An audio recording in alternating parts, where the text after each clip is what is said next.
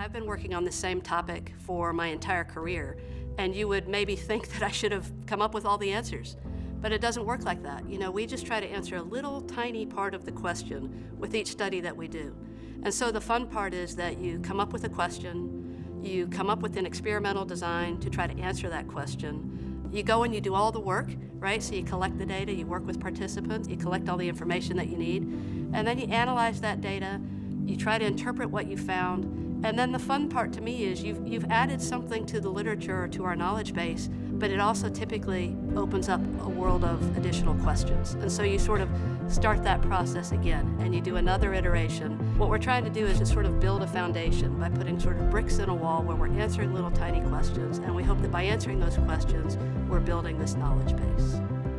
We really try to take a lifespan approach, and so we look at questions with children, where we're trying to understand if a single session of exercise might help them to perform better during the school day. And then we also look at the other end of the age spectrum, where we're interested in physical activity as a way of protecting cognitive performance in older adults with advancing age.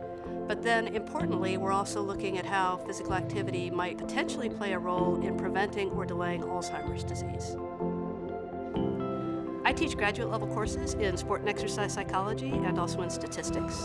I'm also the associate department chair in the Department of Kinesiology, and I also do research.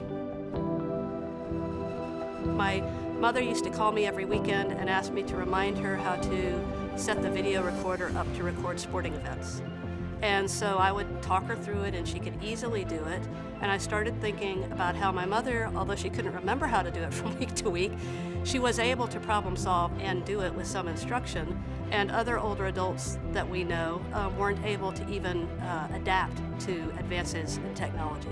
So I got really interested in thinking about how physical activity might help older adults both to maintain their memory, but also to maintain their ability to problem solve and learn new technology and adapt to the changing world.